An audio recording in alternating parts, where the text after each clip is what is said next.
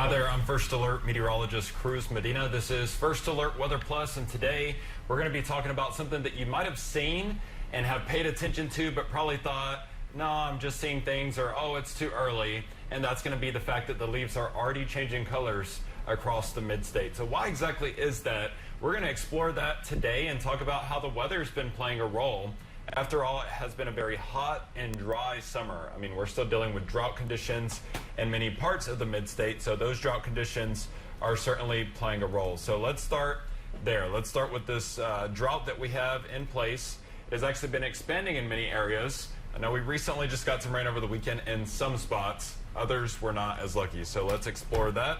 Here is the latest drought monitor. So we get an update on this once a week, and the next one will come out on Thursday. So check this out. Most of the mid-state, I'd say about 70% or more of the mid-state is under at least abnormally dry conditions, if not moderate, severe, or extreme drought conditions. Now, the drought does worsen for areas south of I-40. So Nashville, you're technically not in a drought, but you are abnormally dry. And then down to the south, you'll see this pocket, this bullseye, if you will, of severe and extreme drought conditions. This persists over areas like Centerville, Linden, Hohenwald, Summertown, Clifton, basically areas just to the west of Columbia and to the north of Lawrenceburg and Waynesboro. These areas are the driest right now, okay? But all of us are experiencing dry conditions. So how exactly is that impacting the foliage? So we got to get into the science a little bit here. What keeps leaves green throughout the year is the fact that we have longer days during the summer months. Spring and summer, that's when we see the trees green up, and they pretty much stay green until fall. So with that, what's making the leaves green is what's known as chlorophyll.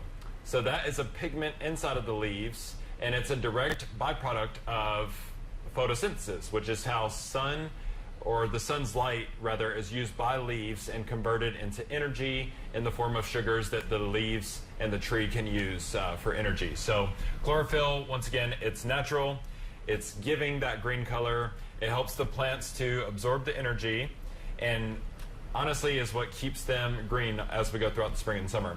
Now, when you introduce anything that kind of gets rid of that pigment, that chlorophyll, that's going to be, you know, whether it starts getting cold because the days are getting shorter, which is typically what we see in October and November when we, you know, have those earlier sunsets. That's usually what starts or stops the production rather of chlorophyll, or at least seeing as much of it. So that exposes other things that are found, other pigments or chemicals that are found in the leaves. So you can see those colors as yellow, orange, and red. We've got things like carotene that are inside of the leaves and are exposed once that chlorophyll is not being produced at the rate that it was during summer, during the long days.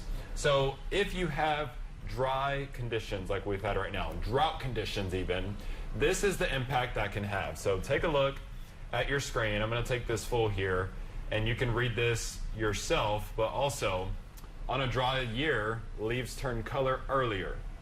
That's because there's less chlorophyll being produced, and so these different chemicals are exposed, these different compounds, which if you get the foliage earlier in the year, you can actually have less vibrant and shorter periods of foliage viewing, and I think that's pretty much going to be the case that we deal with throughout this year.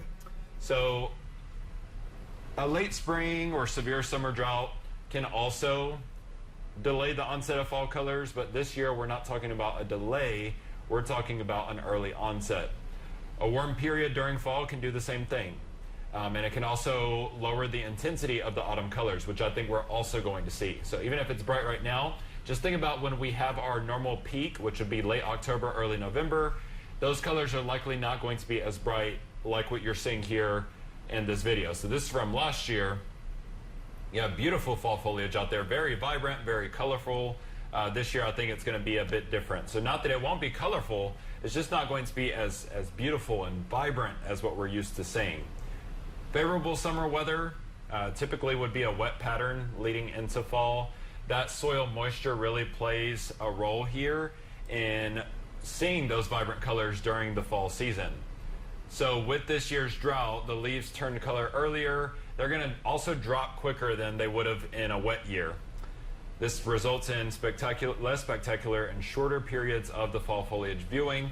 So if you're going to get out and see foliage this year, chances are you might even have to do so quicker than you would have in previous years. So think about if you do like an annual mountain trip or something of the sort, and you typically go late October, you might want to go a little bit earlier this year, anywhere where those conditions have been really dry. But even here in the mid-state, you're just already seeing those dry conditions lead to the leaves changing color. You could probably ride around anywhere in Middle Tennessee right now and see that the colors have changed, at least in many locations. So with that said, we're probably going to see an earlier peak. Let's talk about when we would on average, based off climatology, see our peak season. So I mentioned this a little earlier, but for an area like Nashville, this is typically going to be late in October or early November when we see that peak. And this year it's probably just going to be earlier. But check out some of the other locations across the United States. I will take this full screen again for you. That way you can see other spots in the country as well. Maybe you're planning a trip. It's good to have an idea on when we see the peak foliage on average. So for the mountains, this is usually mid-October. Those areas are already a little dry this year, so I wouldn't be surprised if that's a little earlier as well. I'll be going to the mountains of Tennessee, the Smoky Mountains, the third weekend of October. So we'll see if the foliage still looks nice then. I'm hoping that it does. But the farther north you go, typically the farther or the more quicker, I should say, the leaves start to turn colors. So in areas like Green Bay, I used to work in Green Bay, and I've asked viewers up there, are you seeing foliage already? And they're telling me that they're already seeing it as well. And I think on top of the drought conditions that we've had, I think also that cool down that we had 2 weeks ago in the mid-state contributed to kind of tricking the trees that were already under stress into saying, hey, we're starting to cool down. Maybe it's time, to change the leaves. And I think that that's part of what we're seeing right now as well. I know up in Green Bay, there's been a lot of cool downs this summer due to wet and rainy conditions. So things are going to vary across the United States.